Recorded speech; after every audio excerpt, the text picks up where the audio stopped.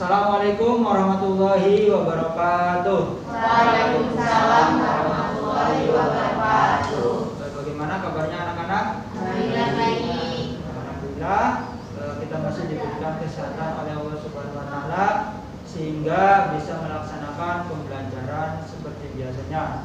Semoga kehadiran kita di sekolah dalam rangka belajar ini mendapatkan ridho dan pahala dari Allah Subhanahu wa taala.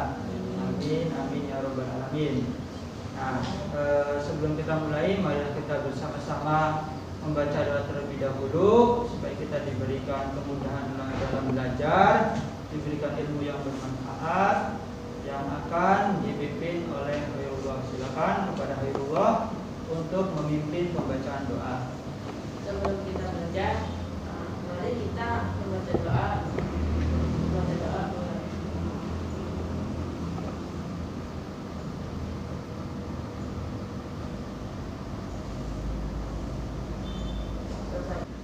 Nah, pada pembelajaran kali ini kita akan mempelajari materi baru.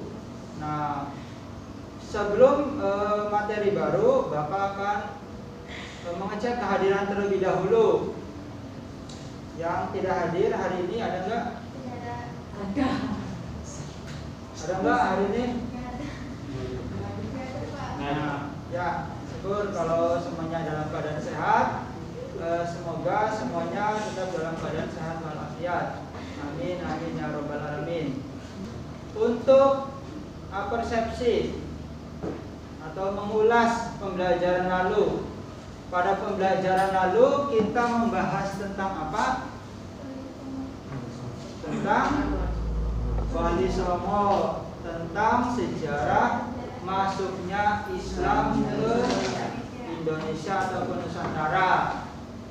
Nah, coba ada yang masih ingat tentang masuknya Islam ke Nusantara? Ada teori apa saja? Teori Arab, Teori Arab atau Mekah, terus Gujarat, Persia, Cina. Nah, itu teori-teori yang menyatakan masuknya Islam ke Nusantara. Kemudian tentang Wali Songo. Wali Songo yang kalian ketahui seperti apa atau siapa mereka ini? Pendakwah. Kemudian apa lagi? Di Cirebon ada enggak Wali Songonya? Ada. Yaitu Sunan Gunung Jati. Nah, itu salah satu dari Wali Songo, Sunan Gunung Jati ini. Salah satunya Cirebon bisa terkenal karena Sunan Gunung Jati. Mungkin kalau tidak ada Sunan Gunung Jati, Cirebon tidak terkenal seperti sekarang ini. Itu. Kemudian untuk sekarang, Bapak akan menyampaikan tujuan pembelajaran yang akan kita lakukan pada hari ini. Yang pertama, membenarkan bahwa berkembangnya Islam di Nusantara sebagai bukti Islam rahmatan lil alamin. Jadi sebagai rahmat bagi alam semesta, menebarkan kasih sayang untuk alam semesta Islam itu. Kemudian yang kedua, menunjukkan perilaku cinta tanah air dengan benar. Yang ketiga, menyebutkan nama-nama kerajaan Islam di Nusantara. Jadi setelah mempelajari ini diharapkan kalian bisa tahu nama-nama kerajaan apa saja, kerajaan Islam apa saja yang ada di Nusantara ini. Kemudian menjelaskan biografi tokoh-tokoh yang berpengaruh di kerajaan Islam di Nusantara. Bisa berupa nanti kalian menjelaskan juga siapa pendiri kerajaan ini, kemudian raja yang berpengaruh atau punya pengaruh besar. Kemudian yang kelima, menyimpulkan penjelasan tentang kerajaan Islam di Nusantara. Dan yang keenam, menunjukkan bukti-bukti peninggalan kerajaan-kerajaan Islam di Nusantara. Jadi kalian nanti diminta untuk menunjukkan, mencari, kemudian menunjukkan kepada teman-teman yang lain tentang bukti-bukti apa saja terkait dengan peninggalan kerajaan Islam yang ada di Nusantara ini. Nanti akan Bapak bagikan lembar kerja masing-masing. Nah, kemudian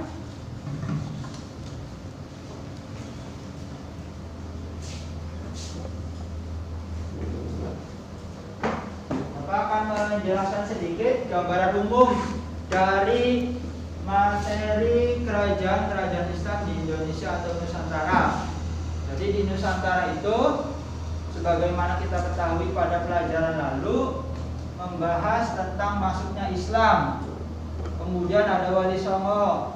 Nah, sekarang kaitannya yaitu tentang kerajaan-kerajaan yang ada, kerajaan-kerajaan Islam. Jadi ketika Islam sudah mulai berkembang cukup pesat dan sangat pesat, di situ oleh Wali Songo kemudian berdirilah kerajaan Islam. Nah, kerajaan Islam ini nanti mengatur kehidupan masyarakat yang ada, kemudian mengubah tatanan masyarakat yang dulu pernah ada, yang ada pada zaman kerajaan-kerajaan Hindu-Buddha seperti Majapahit, kemudian Pajajaran, Sriwijaya dan yang lain. Nanti akan kita jumpai perbedaan dari yang pernah dilakukan oleh kerajaan Hindu-Buddha dengan kerajaan-kerajaan yang bercorak Islam. Nah, kalian nanti akan mempelajari tentang pertama kerajaan Samudra Pasai, kemudian kerajaan Aceh, ada lagi kerajaan Demak, kerajaan Mataram Islam, kerajaan Pajang, kerajaan Dewatalo di Sulawesi, kemudian kerajaan Ternate. Nah, itu yang nanti akan kita pelajari. Nah, sekarang nanti kalian bekerja secara kelompok. Nanti untuk kegiatannya seperti ini. Untuk kegiatan kelompoknya, nah, desain pembelajarannya atau model pembelajarannya disebut dengan group investigation. Jadi kalian nanti menginvestigasi materi tentang kerajaan Islam yang ada di Nusantara ini. Kalian merencanakan tugas-tugasnya secara bersama-sama. Jadi nanti secara berkelompok merencanakan tugas tadi tentang kerajaan Islam yang di Nusantara. Jika membagi lembar kerja, silakan nanti kalian investigasi, hasil investigasinya kalian catat dalam lembaran ini, dalam lembar kerja ini. Nah, ditulis.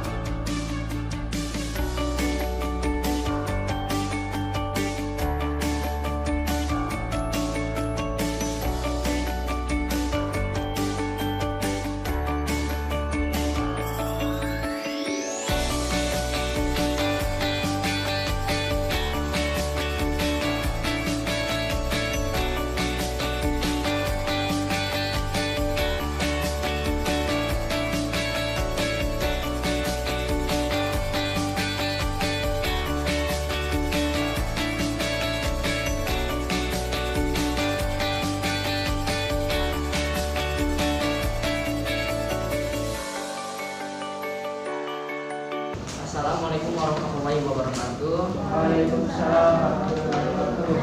Perkenalkan, nama saya Andre Nurul Hatasani dari kelompok 1, ingin mewakili presentasi dari kelompok 1 ini. Nama kerajaan Samudra Pasai. Nama kerajaan 1 Samudra Pasai, tahun berdiri 13 Masehi. Tokoh Sultan Malik Al-Saleh, Sultan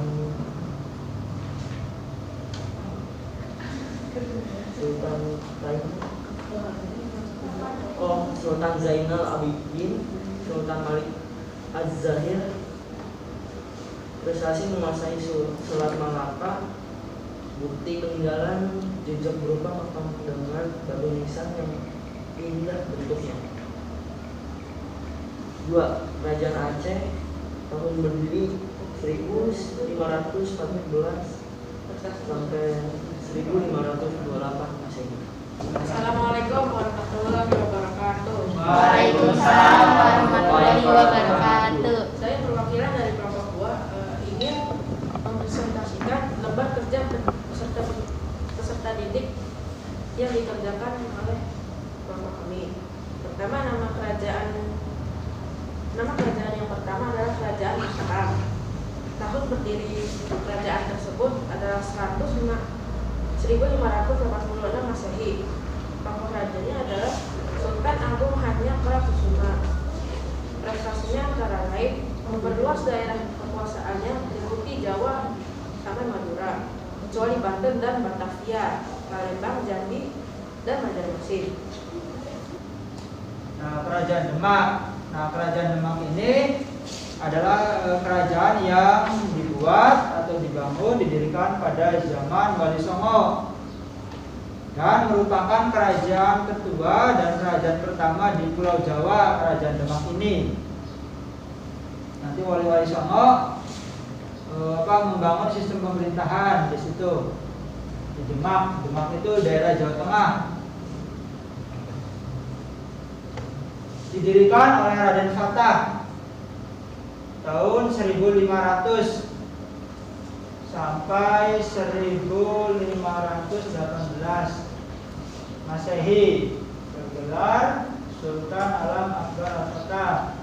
Kekuasaannya meliputi Demak, Semarang, Tegal, Jepara dan sekitarnya. Jadi ini di wilayah Jawa Tengah. Ini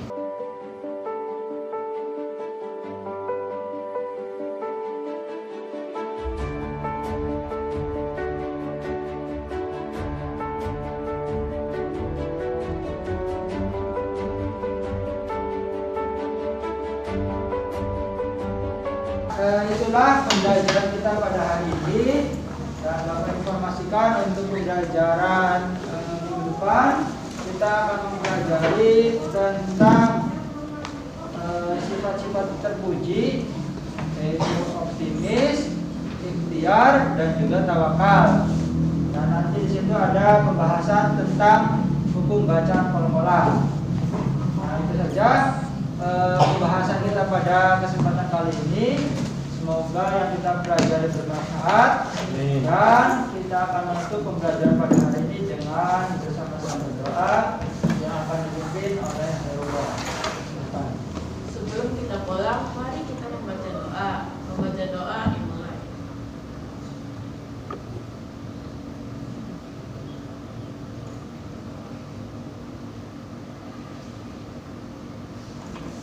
Memberi salam. Assalamualaikum warahmatullahi wabarakatuh. Waalaikumsalam warahmatullahi wabarakatuh. Semoga semuanya sehat dan terjadi di jalan.